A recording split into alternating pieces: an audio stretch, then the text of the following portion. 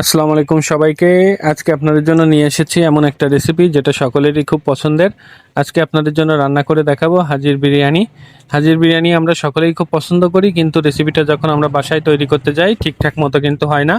So আজকে আমি আপনাদের জন্য রান্না করে দেখাবো কিভাবে খুব পারফেক্ট ওয়েতে হাজির বিরিয়ানিটা বাসায় তৈরি করবেন। খুবই সুন্দর ফ্লেভারফুল গরুর মাংস, ঝরঝরে চাল কিভাবে তৈরি করা যায় চলুন দেখে নেওয়া যাক। প্রথমে আমরা রান্নার প্রয়োজনীয় মশলাগুলো রেডি করে নিব। বিরিয়ানিটা রান্না করার জন্য এখানে আমরা রসুন বাটা নিয়েছি 1.5 টেবিল স্পুন পরিমাণ, আদা বাটা নিয়েছি 2 টেবিল স্পুন পরিমাণ, কাঁচামরিচ নিয়েছি 10 থেকে 15টা, মাঝখান থেকে ফালি করে, লবঙ্গ নিয়েছি 5-6টা, এলাচি নিয়েছি 10-12টা, কালো গোলমরিচ নিয়েছি 15 থেকে 20টা, সাদা গোলমরিচ নিয়েছি 15 থেকে 20টা এবং ডালচিনি নিয়েছি 5-6 টুকরা। এখানে আমরা গরু মাংস নিয়েছি 1 কেজির একটু বেশি। মাংসটা আমরা কেটে ধুয়ে পরিষ্কার করে নিয়েছি। বিরিয়ানি রান্না করার জন্য আমরা আরও একটা মশলা তৈরি করে নেব, স্পেশাল একটা বিরিয়ানি মশলা তৈরি করে নেব। বিরিয়ানির মশলাটা করার জন্য এখানে আমরা আস্ত জিরা নিয়েছি 2 টিস্পুন পরিমাণ, কালো গোলমরিচ নিয়েছি 1.5 টিস্পুন পরিমাণ, এলাচি নিয়েছি 40 থেকে 45টা, লবঙ্গ নিয়েছি 15 থেকে 20টা। মশলাগুলোকে এবার আমরা ভেজে নিব। মশলাটা ভাজার সময় কিন্তু চুলার জালটা লো হিটে রাখতে হবে এবং জিরার থেকে যতক্ষণ না সুন্দর একটা স্মেল আসা শুরু হয় ততক্ষণ আমরা মশলাটা ভেজে নিব। মশলাটা ভাজার পরে এবার আমরা বেটে গুঁড়া করে নিব। মশলাটা গুঁড়া করার সময় এর সাথে আমরা হাফ জয়ত্রী এবং একটা জয়ফলও অ্যাড করে দেব। মশলাটা আপনারা চাইলে ব্লেন্ড করেও নিতে পারেন, কিন্তু বেটে নিলে কিন্তু ফ্লেভারটা আরও অনেক বেশি আসে। এখানে আমরা মশলা একটু বেশি তৈরি করেছি, আমরা কিন্তু পুরোটাই বিরিয়ানির জন্য ইউজ করব না। বিরিয়ানির জন্য যতটুকু প্রয়োজন আমরা ততটুকু মশলা ব্যবহার করব এখান থেকে। প্রথমে একটা প্যানের মধ্যে আমরা নিয়ে নিব তেল। তেলটা একটু গরম হয়ে গেছে, এবার আমরা এর মধ্যে দিয়ে দিব পেঁয়াজ কুচি। এখানে আমরা 3টা মিডিয়াম সাইজের পেঁয়াজ কুচি নিয়েছি। পেঁয়াজ কুচিটা তেলের মধ্যে আমরা নেড়ে নেড়ে ভেজে নিব। পেঁয়াজ বেরেস্তাটা করার সময় অবশ্যই চুলার জাল লো হিটে রাখতে হবে। পেঁয়াজটা আমরা ভেজে নিয়েছি, পেঁয়াজটা কিন্তু সুন্দর ব্রাউন কালার রং এসে গেছে, আমাদের পেঁয়াজ বেরেস্তা কিন্তু রেডি হয়ে গেছে। এবার আমরা তেল থেকে পেঁয়াজ বেরেস্তাটা উঠাই নিব। পেঁয়াজ বেরেস্তা করা এই তেলের মধ্যে আমরা এবার রান্নাটা শুরু করব। দিয়ে দেবো এর মধ্যে একটা মিডিয়াম সাইজের পেঁয়াজ কুচি। পেঁয়াজটা আমরা নেড়ে নেড়ে একটু ভেজে নেব। পেঁয়াজটা একটু ভাজা ভাজা হলে এর মধ্যে আমরা দিয়ে দিব 2টা তেজপাতা।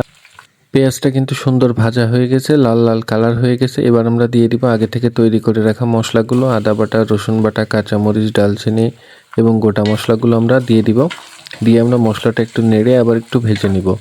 এবার আমরা আরও একটা পেঁয়াজ কুচি এর মধ্যে অ্যাড করে দিব।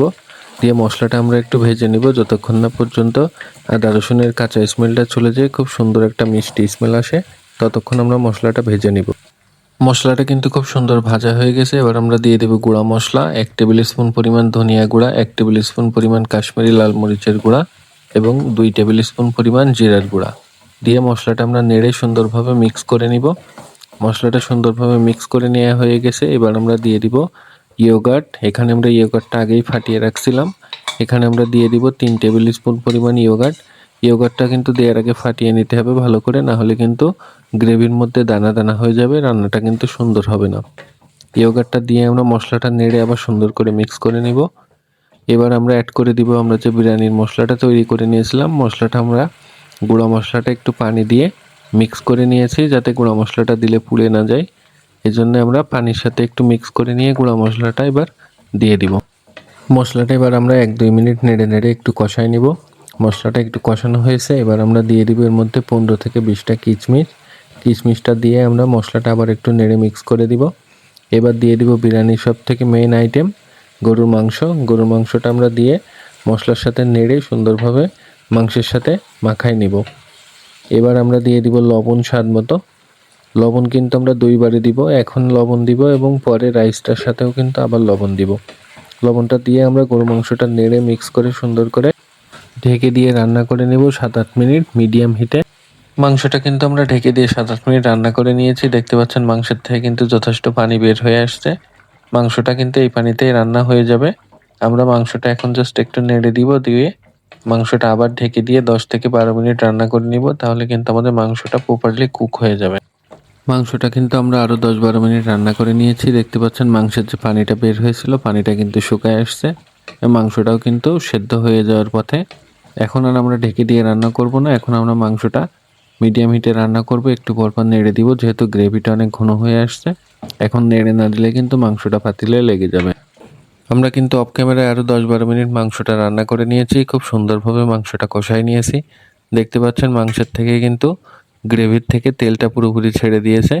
সো মাংসটা পারফেক্টলি রান্না হয়ে গেছে। এখন আমরা মাংসটা পাতিলের থেকে উঠাই নিব। আমরা কিন্তু পাতিলের তেল এবং গ্রেভিটা রেখে মাংসটা উঠাই নিয়েছি। এই পাতিলের মধ্যে তেল এবং গ্রেভির মধ্যেই কিন্তু আমরা চালটা ভেজে নিব, তাহলে কিন্তু চালের মধ্যেও মাংসের ফ্লেভার এবং তেল মশলার ফ্লেভারটা খুব সুন্দরভাবে ঢুকবে। এখানে আমরা 4 কাপ পরিমাণ চিনি গুঁড়া চাল নিয়েছি। চালটা আমরা শুরুতে ধুয়ে রাখছিলাম যাতে চালের পানিটা ঝরে যায়। চালটা এখন আমরা নেড়ে নেড়ে সুন্দরভাবে এই তেল মশলার মধ্যে ভেজে নিব। চালটা সুন্দর ভাজা ভাজা হয়ে গেছে। এবার আমরা এর ভিতরে দিয়ে দিব গরম পানি।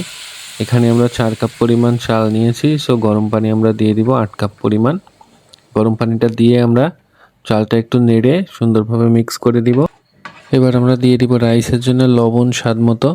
লবণটা দিয়ে এবার আমরা দিয়ে দিব কাঁচামরিচ 8-10টা। কাঁচামরিচটা দিলে কিন্তু খুব সুন্দর একটা ফ্লেভার তৈরি হবে রাইসের মধ্যে। এবার আমরা দিয়ে দিব হাফ কাপ পরিমাণ দুধ। দুধটা দিয়ে আমরা চালের সাথে নেড়ে দিয়ে সুন্দরভাবে মিক্স করে দিয়ে আমরা ঢেকে দিয়ে রান্না করব। এবার লো হিটে আমরা রান্না করে নিব 5-7 মিনিট, তাহলেই কিন্তু আমাদের রাইসটা রেডি হয়ে যাবে। আমরা কিন্তু 5-7 মিনিট রাইসটা রান্না করে নিয়েছি। দেখতে পাচ্ছেন রাইসটা কিন্তু সুন্দরভাবে ফুটে গেছে।